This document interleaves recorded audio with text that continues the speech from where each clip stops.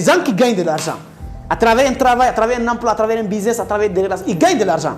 Mais le problème, ils n'arrivent pas à gérer l'argent qu'ils gagnent. C'est-à-dire qu'ils n'arrivent pas à épargner, qui est la première étape de la richesse, c'est l'épargne. Il faut être capable d'épargner avant d'investir, faire tout ça. Il faut d'abord épargner ce que tu gagnes. D'autres, ils gagnent 2 millions, ils mangent 2 millions, il reste 0 à la fin.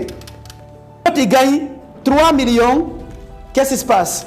1 million 500 ou même 4 millions. À la fin, ils n'ont pas 0, ils ont moins 1 million. Qu'est-ce qui empêche, qu'est-ce qui bloque les gens? Je vous ai dit, c'est les sentiments, c'est les émotions. Si tu n'es pas capable de gérer tes émotions, tu ne serais pas capable de gérer ton argent. L'argent ne joue pas avec les émotions. Ceux qui gagnent de l'argent aujourd'hui, tu vas voir, par exemple, ils mettent de l'argent, ils disent, ok, cette fois je vais épargner, ils mettent 300 000 là-bas, on les appelle au village, ta grand-mère a avalé une vache, il faut opération. Pour ne pas qu'elle meure là-bas. On t'appelle pour ça. Je dis, tu as un choix à faire. Il faut comprendre, l'épargne que tu as là, tu vas par exemple acheter un terrain sur le long terme. Cet argent-là est écrit dedans de terrain, les gars. Les gens ne sont pas fermes. L'argent ne se gère pas par les émotions.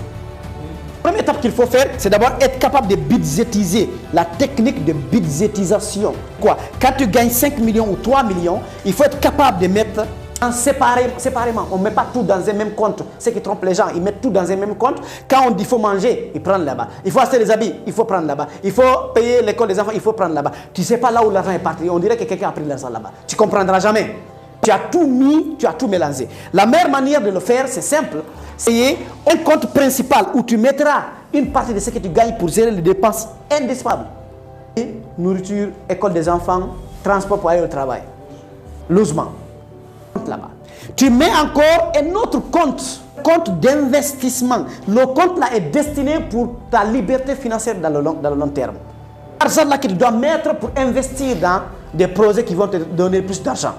Compte ou bien l'achat de terrain, un zouk, tout ça c'est le compte que tu dois mettre parce qu'on dit il faut que tu apprennes à faire travailler ton argent pour être riche. Tu mets quoi? Compte social pour les activités sociales. Mettez un budget des personnes qui sont autour de vous, toutes les activités sociales. Les baptêmes, les mariages, ainsi de suite. Des proches, je ne dis pas le cousin du cousin de ton cousin, ce n'est pas mon problème ça. Si tu ne viens pas, tu ne contribues pas au mariage du cousin de ton cousin, ça fait quoi? Et il y a un autre compte qui est extrêmement important, le compte d'urgence. Hein? Les activités d'urgence qui viennent imprévues, surtout tu es marié, pendant que tu travailles, on t'appelle, l'enfant est malade, ça ne peut pas attendre, il faut gérer ça vite fait. Un compte d'urgence, tu mets au moins le compte là-bas. Au minimum, il faut avoir les comptes. Il y en a d'autres, une fois encore. Les 4 comptes-là, tu dois les avoir. D'abord, la première part de gérer ton argent, c'est de budgétiser. Même le gouvernement, chaque année, il budgétise. Les entreprises, ils budgétisent.